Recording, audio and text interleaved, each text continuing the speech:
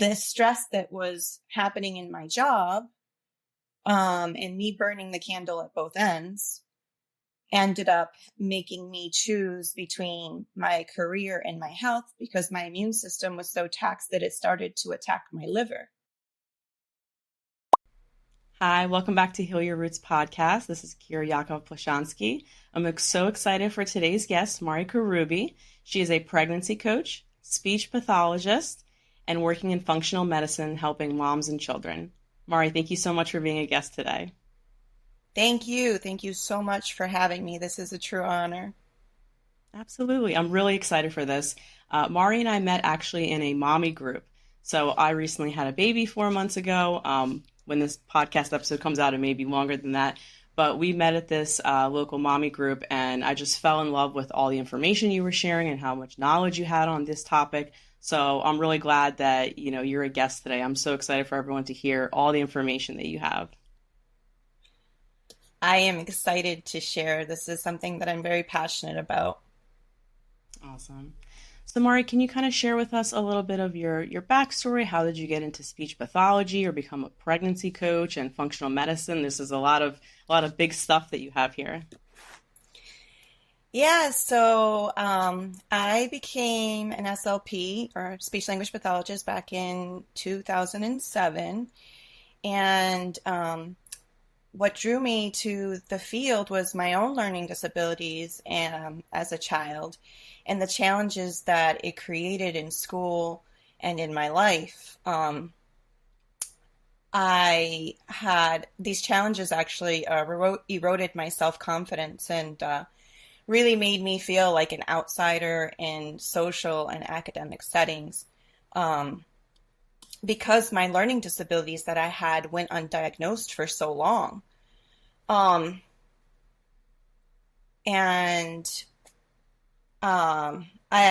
went through a lot of bullying in school when I was younger, and I never understood, like, why am I so different from other kids? Like, why does it take me longer to understand the information? How is it that children, other students can hear it once and they have it and they don't have to study for as long as I do? And, all of that really impacted, me. And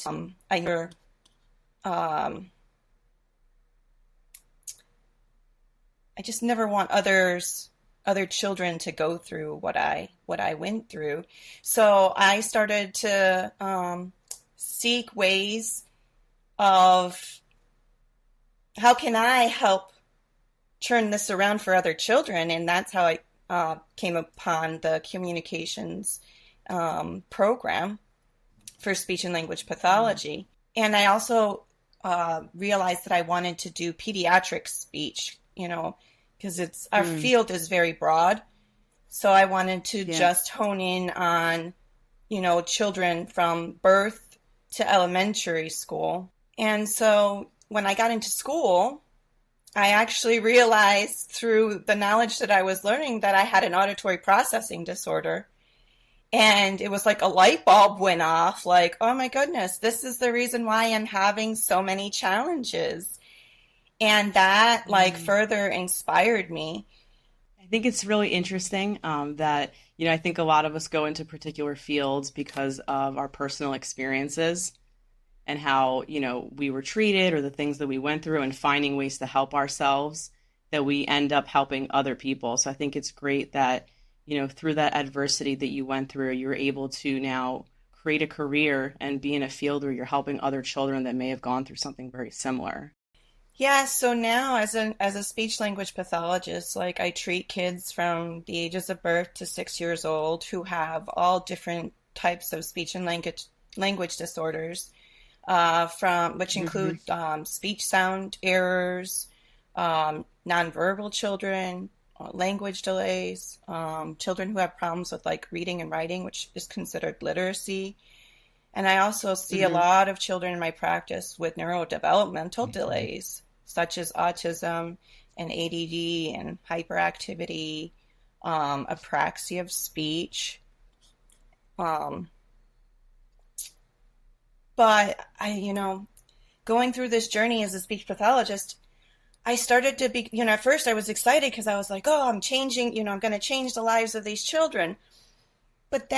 then I started to become disillusioned because I was like, man, like there's children that are, obviously that make progress, but then you have these Hmm. children that you see on people's caseloads for years and are hardly making any progress.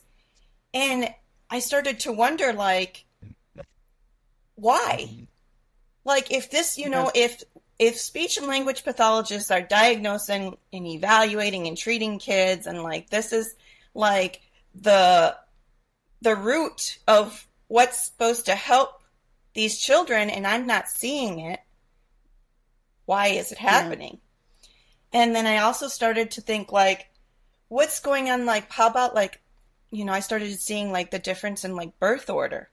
So like Really. the first child versus, the second or the last child in someone's family. And why is it that the first child came out, with normal milestones, normal language acquisition, but then like the Hmm. second or the third child in that family had uh, more language impediments or, more health issues. Yeah. So I started to realize like that I was just kind of treating signs and symptoms and not really getting to the root cause or the why of these symptoms. And so then I also started to become um, saddened for these parents who are like, you know, I don't want to say losing hope, but they're just like so anxious and overwhelmed and like, what's wrong with my child? Like, why isn't my child progressing? Why, especially a lot of times, like with children who are nonverbal, that's every Yeah. parent's like dream is to hear them say, mommy, like their first words, mommy, daddy, I love you, and, Yeah. here, like I was like, okay, well, maybe I'm not using the right techniques, so like now I would start digging into more research and I would start learning all of the therapy techniques under the sun. And yes, that works for some children, but for others, it didn't. And, Yeah. especially when it comes to like children with autism, I start seeing parents, they're paying so much money for ABA services because like that's like the gold standard of therapy for children with autism. Yeah. And you don't, and some, it works for some, but for others, like there's so much money being spent and there's not a lot of progress being made. So Yeah. again, like what it brought me back to, why? Why is this happening? Is that how you found yourself going into functional medicine? No, it's not. Well, I went into functional medicine due to my own health issues. So, um, I was only one of four bilingual pediatric speech language pathologists in my area, and Okay. that led to a very heavy caseload because so many children needed services. And I wanted, I have a very helping, mothering nature. Like I want to go and heal the world and heal everybody. And so, I mean, at one point, I think when I was working in the school district, I had like 164 kids on my caseload. Wow. And, so then out of that because I was like, whoa, like burnout was huge. I already had a lot of my own health issues growing up. And my job was actually exasperating that. So I thought, well, I'll work for an agency and maybe this will be Hmm. better. But I still ran a very high caseload, and now instead of being in one place, I was actually traveling. And, so now I'm in and out of the, inclement weather, hot, cold, because I lived in New York. So we Mm. have the up and downs of, hot and cold and rainy and snowing, and in and out, between a warm car, cold outside, and then a warm building. And then you add in that children, come with a lot of germs. So I was getting very sick, and that just added to the health issues that I had already had since I was a child. Growing up, Okay. I had a very weakened immune system since birth. Had to take a lot of antibiotics, and lived in an environment that wasn't always conducive to the nervous system. There was a lot of yelling all the time. And so I grew up a very nervous and anxious child, which also impacts your nervous system and your immune system. And Absolutely. so I ended up, due to a lot of those things, I ended up with a lot of health issues. And then my job came along and added to those health issues. And I ended up having Bell's palsy, and they thought I had biliary cancer. I had fibromyalgia. The list goes on.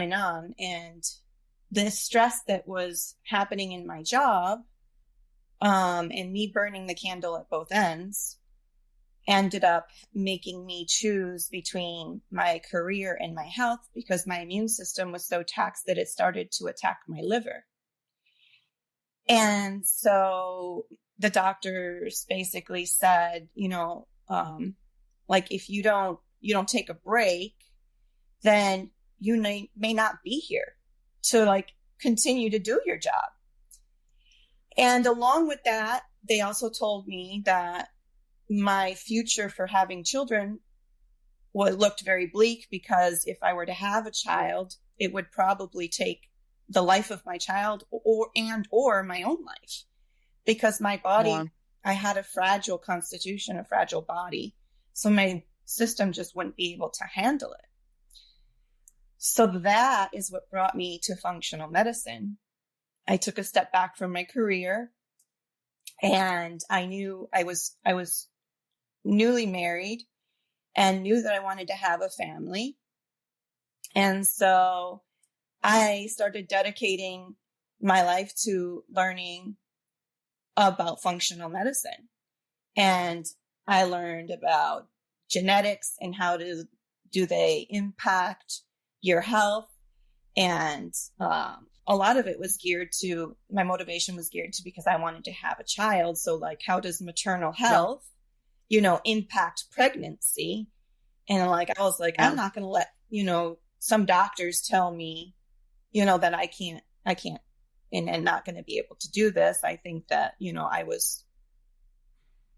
I think everybody deserves the chance to have a child. And I think that there's an ability to do it. And a lot of times functional medicine, they don't look at the root causes of, or not functional medicine, did I say conventional medicine is what I meant? Conventional medicine doesn't. Now, can you? Conventional medicine doesn't. Yeah, you can repeat. Sorry. That's okay. The conventional medicine doesn't always look at the root causes. They look at the signs and the symptoms of disease, and they just say, oh, well, here's some birth control pills, or here's some antibiotics, or if they don't know what it is, then they chalk it up to it's in your head, or,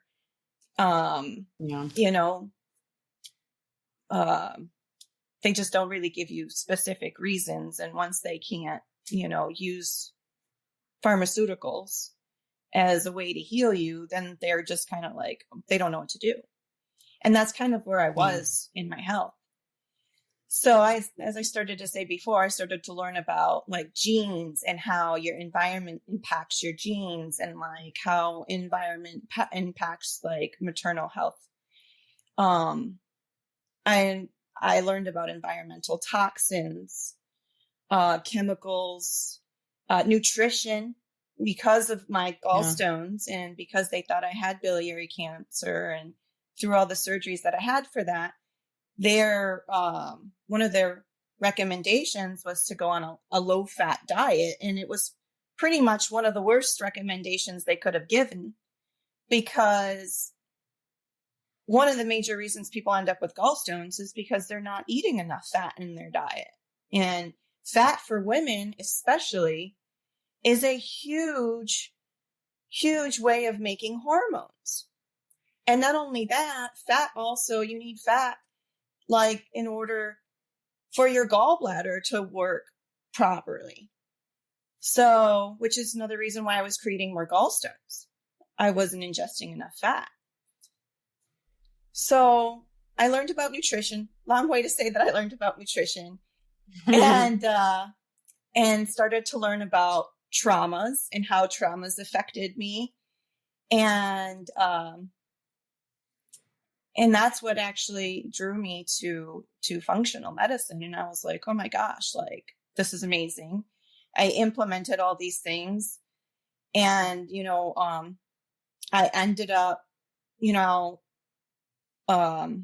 getting pregnant and having one of the healthiest pregnancies as a quote unquote geriatric pregnant mom. Don't you love that term? And my midwives were constantly in awe because, number one, of my age, at the time I was 30, I think I was 38. When I got pregnant, I was 39 when I actually had my daughter. And I would go in and they'd always be like, where's the edema? Like, I never had the edema, and I never had like a lot of the pregnancy, what they call normal pregnancy symptoms, like the morning sickness and the gaining of a lot of weight and the edema and, the constant need to go to the bathroom and, just all of these pregnancy symptoms. And they're like, you're a breath of fresh air. Like, you're an anomaly. Like, what are you doing? Like, this is amazing. Yeah. And it was just like all of these things that I have learned and implemented.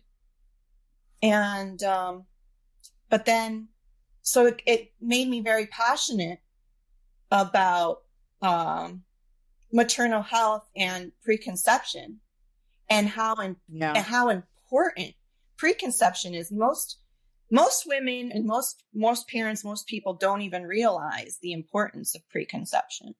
Like, people don't start to think about like their health and their nutrition and all of these things until they become pregnant. And, one of the things that is actually wildly known, is that we pass on our DNA to our children. But what they don't realize is that we also pass on our cellular health. And, cellular health is at the forefront of all disease, of all chronic health issues. And it's especially at the forefront of neurodevelopmental disorders. And so this is where I started making the connection, with like speech and language. I'm like, oh my goodness. Yeah. I'm like, here's the root cause. Here's the missing link that I've always had in this gut feeling of mine, like, of why some children were like advancing and some children weren't. And it's, because of all of these things that I talked about, the nutrition and the toxins and the chemicals and the environment and your genes, like, all of these things impact your cells. And, where does a baby start from? It starts as a cell. And so one of the things that, we learn in functional medicine is the levels of physiology, which is, we start as a cell, that cell proliferates or it divides, and then it turns into your tissues, and then those tissues turn into your organs, and then those organs turn into organ systems. And I was like, oh, wow. Like, this is where cellular health comes in at the level of a cell, when like when a baby is just becoming and making all of these organs and organ systems. And Yeah. I'm like, oh my gosh, in utero, the biggest thing that's developing is your nervous system, your neurological system, and your brain. Mm-hmm.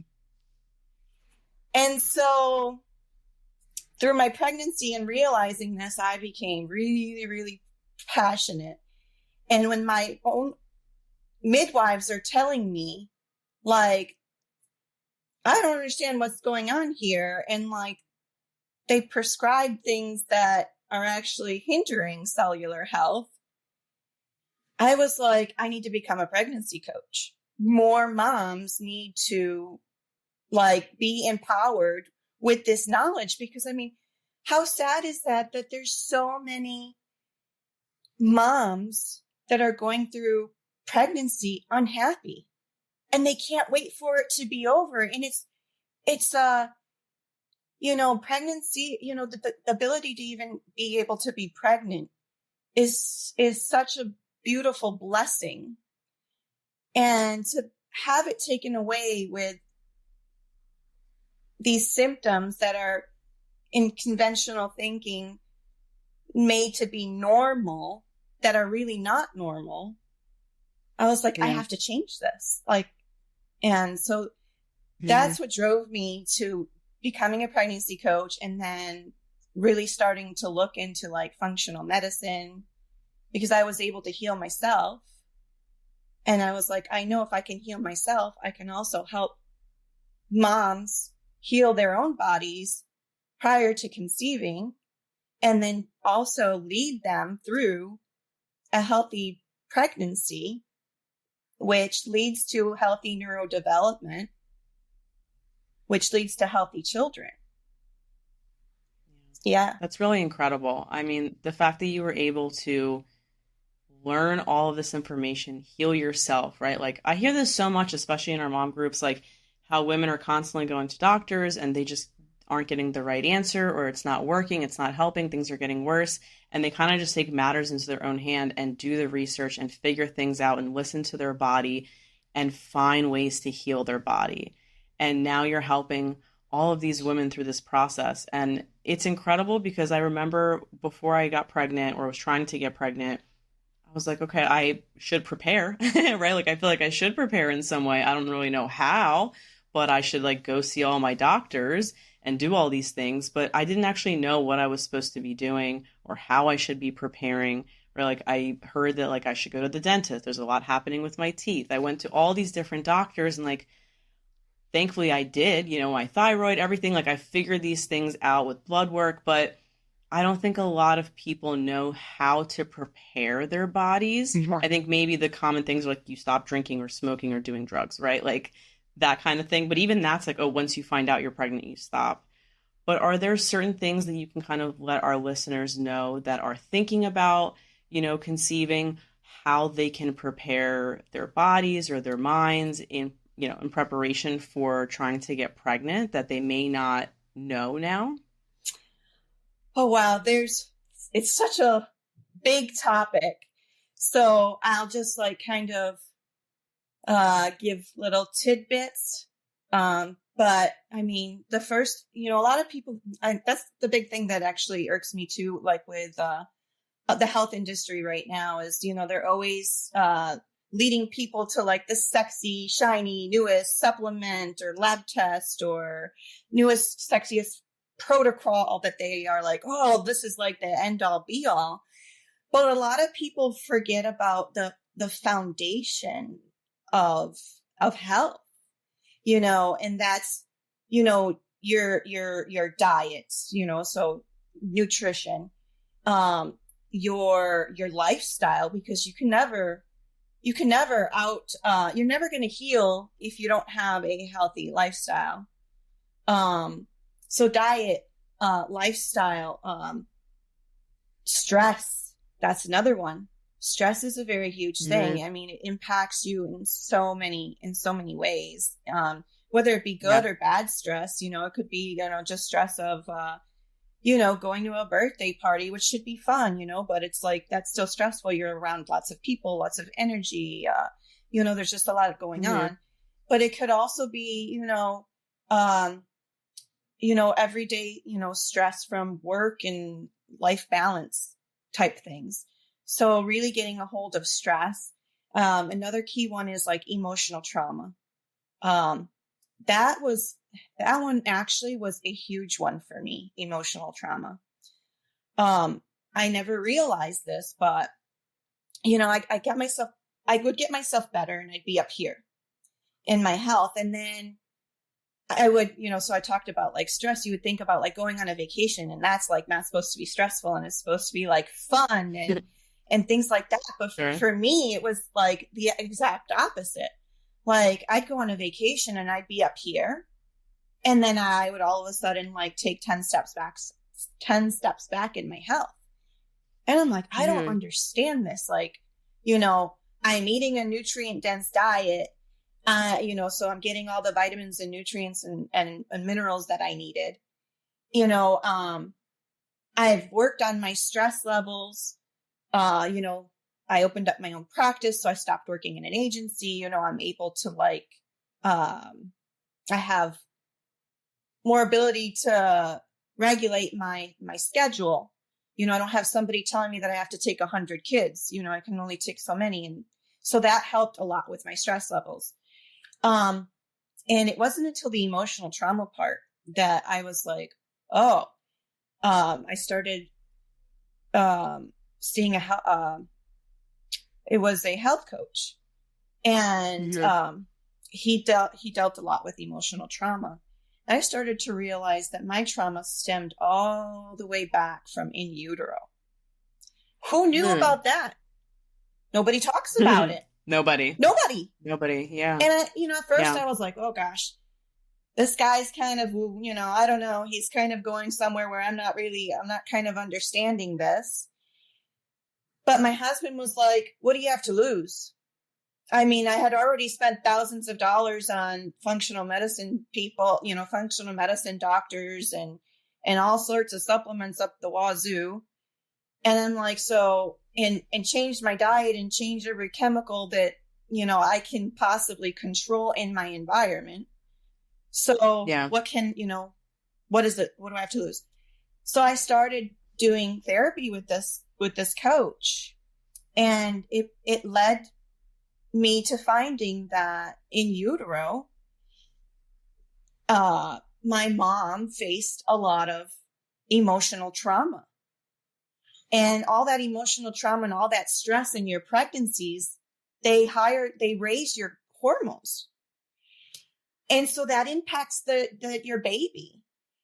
And so my nervous system was dysregulated from birth, which is why I had so many health issues, right from birth.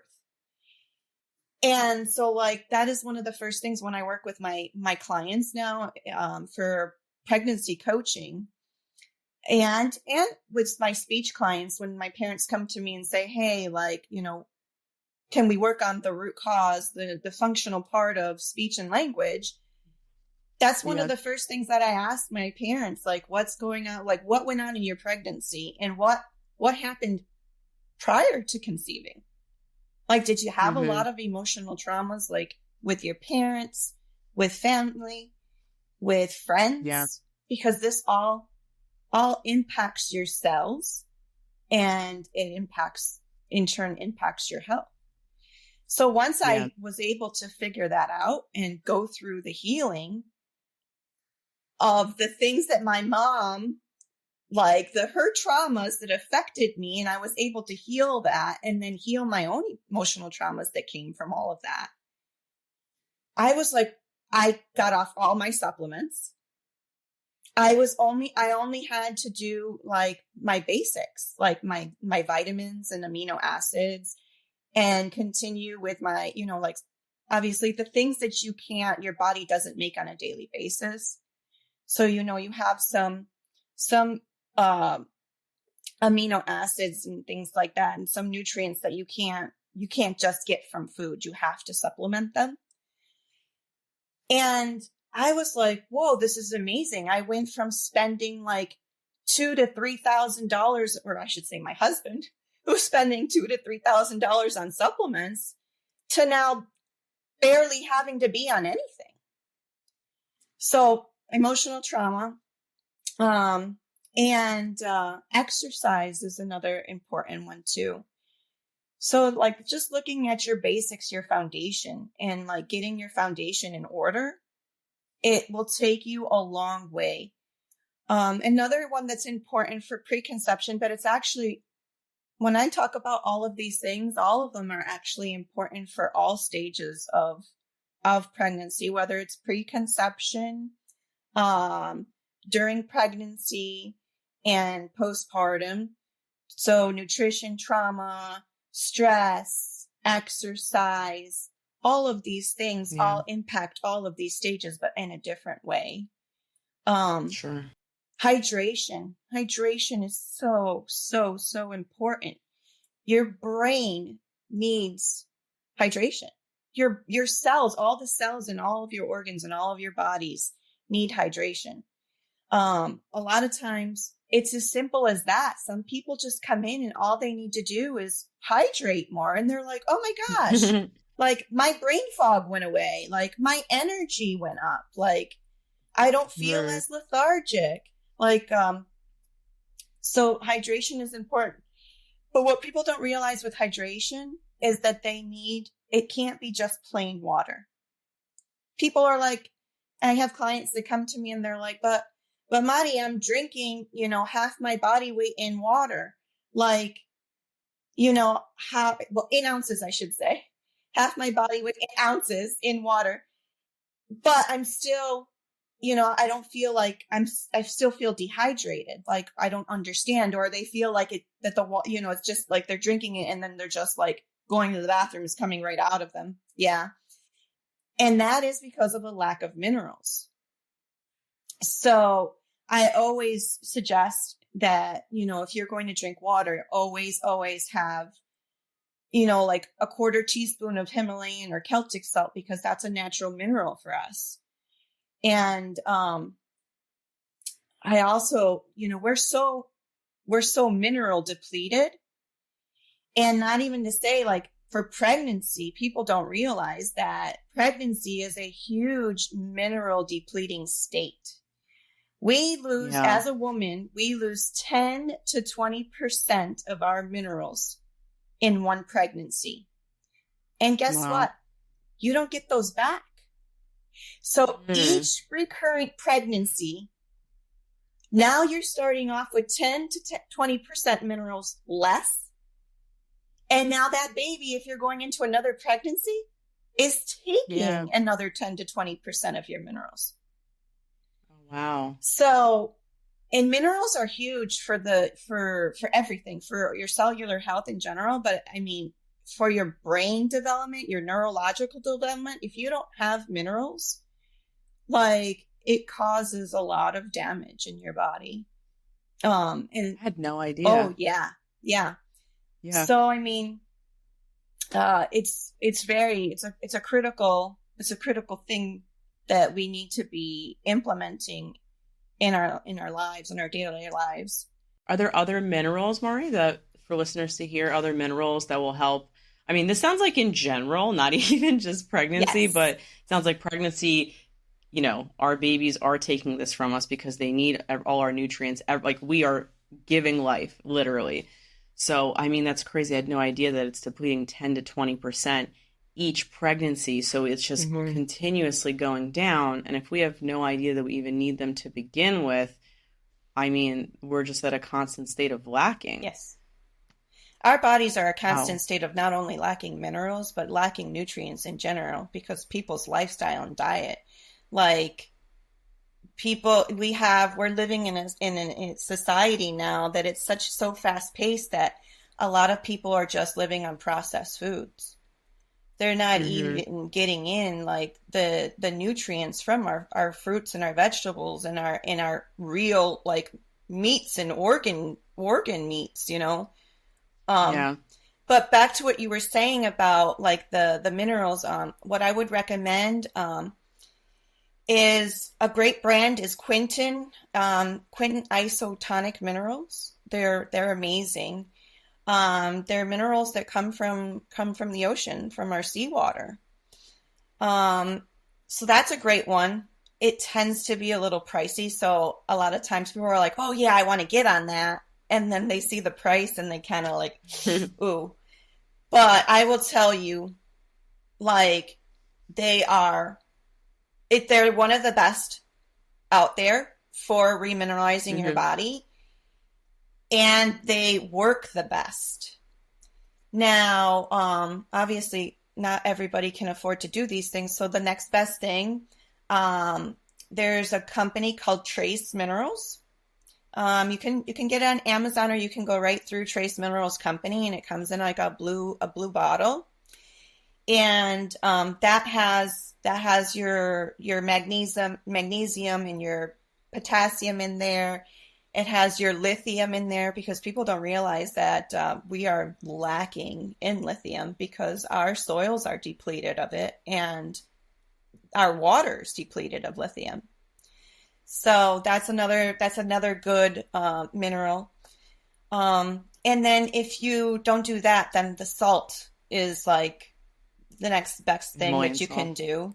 Either Himalayan salt or Celtic salt.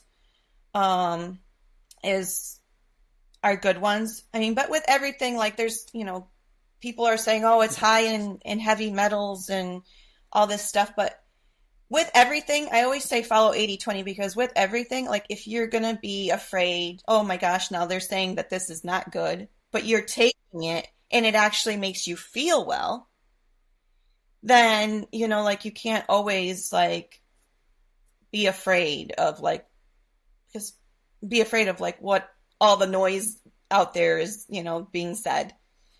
Um, Crucial 4 is another great mineral that you can use. It's a salt product, and it's really good, but it's also a little bit pricey, but it's actually one of the best. I would actually recommend that over Himalayan or Celtic salt if possible.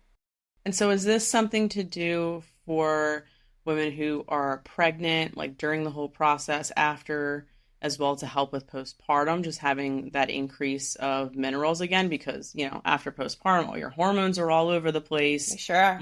everything is depleted again. Are there certain things that you help with women for postpartum as well to help, like, just them feel better, get back into like feeling in their body because it's such a huge shift and transition from before. Yeah, so postpartum is a huge shift, and one of the major reasons for that is because it is the only time that we ever experience in our human life the biggest plummet in our hormones, progesterone and estrogen. Mm. And um, nutrition again is like something that if you go into pregnancy already eating a nutrient dense diet, which I'll go over what that actually means, and you are, using your minerals inside of your water, or taking the Quinton isotonic minerals. The other thing too is electrolytes. There's a lot of electrolytes that can be put in your water. Seeking Health has a great electrolyte.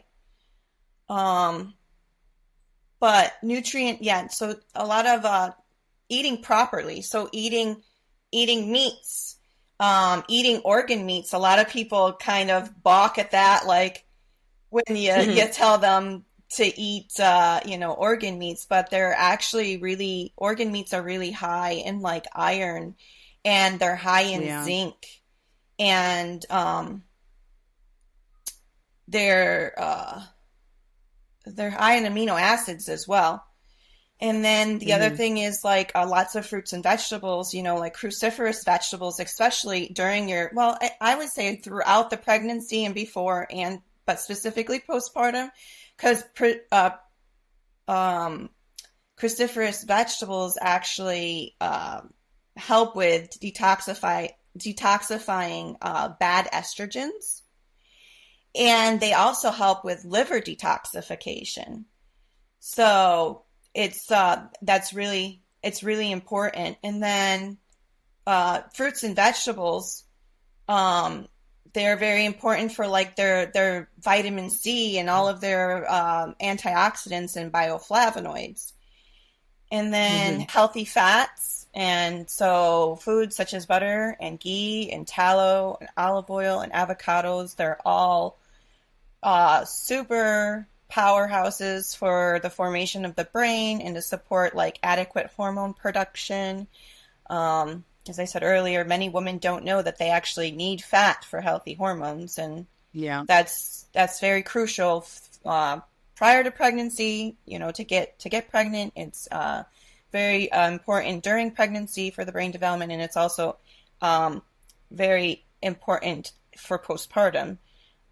It helps with postpartum depression and True. anxiety and all of these things that happen after our hormones drop.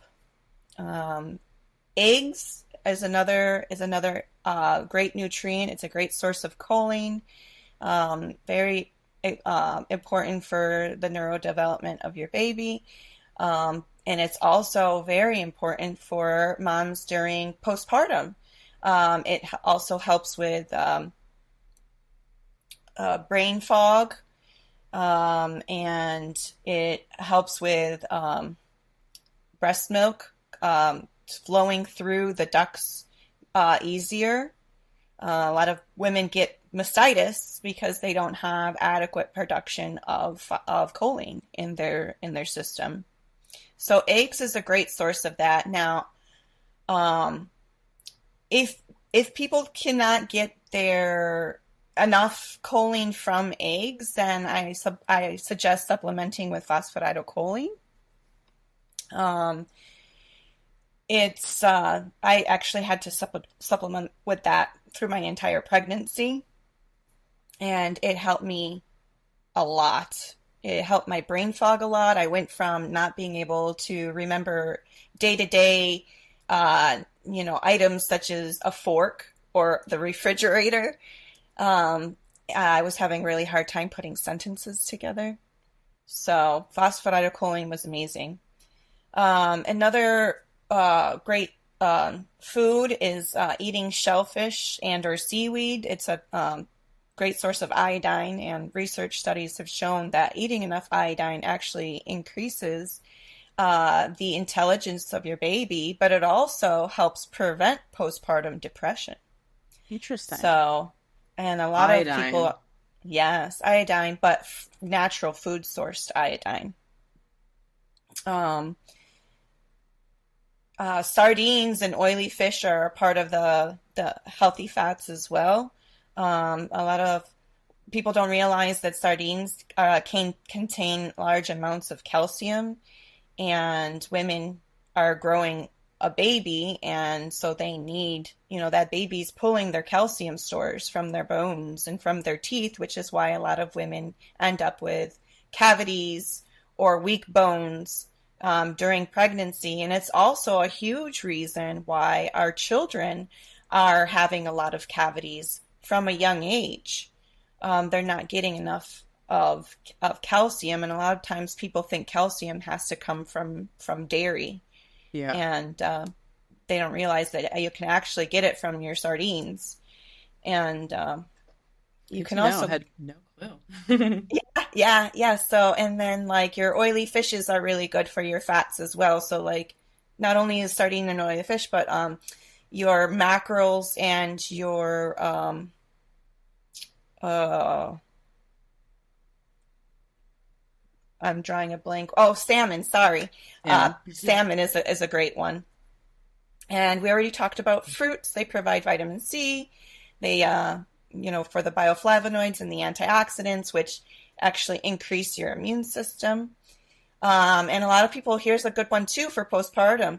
A lot of women don't realize that they're lacking vitamin C, so they're losing a lot of hair, and vitamin C Mhm. actually produces collagen.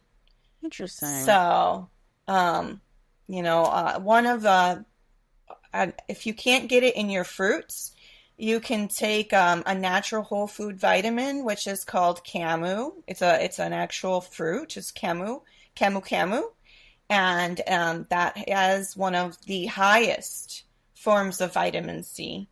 So I always suggest women take Camu.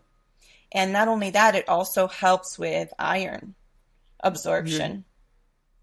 Okay. And then the last one is fermented foods. So foods like sauerkraut, kefir, kimchi, all these fruits, I mean, sorry, not fruits, fermented foods actually improve your microbiome. And, you know, women don't realize that we're actually passing on our microbiome to our children. So that's why we're seeing like a lot of eczema and skin issues in children, um, because or parasites or infections are coming from mama, Yeah. because they're not taking care of their gut, and their microbiome prior to getting pregnant. So those are all in a gist. I mean, we could go into like all of the vitamins and the minerals that are inside of all of these foods, but a gist of what a nutrient dense diet would look like. Sure. So this is great information. I wish I knew you and had all of this before I was pregnant because I was really trying to prepare my body ahead of time. And it's hard to know what to eat and how it's going to impact you, how it's going to impact your baby, right? Like creating a healthy womb and body for your baby to grow in is so important, but there's just not that much information. I mean, there's information out there, but it's not commonly known. It's not Yeah. told, right? Like you have to go dig and do your own searching. And Yes.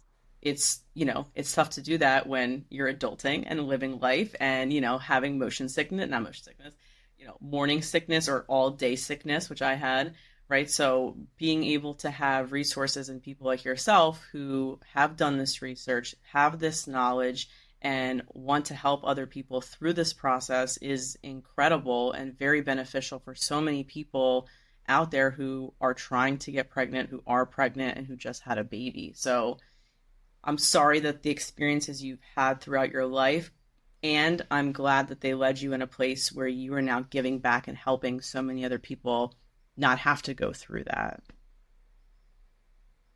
Yeah, it's a I don't know. For me, I feel like everything that I went through was actually a gift and a blessing True. because it led me to what I am doing and what I am super passionate about, which is, maternal health and, fetal neural development.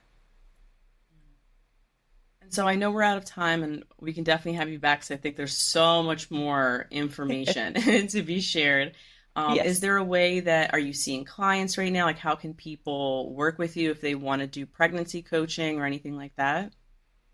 They can email me, and we can talk about one-on-one coaching or doing. We're also working on a concierge program, so being able to have me as your coach from preconception all the way through elementary age. Awesome. So we'll definitely put that in the show notes, have let everybody know where they can reach out to you so they can work with you. Mari, thank you so much for being a guest today. This was awesome. If the listeners like the episode, please like, share, and subscribe. But otherwise, thanks so much for being with us, and that's a wrap. Thank you so much.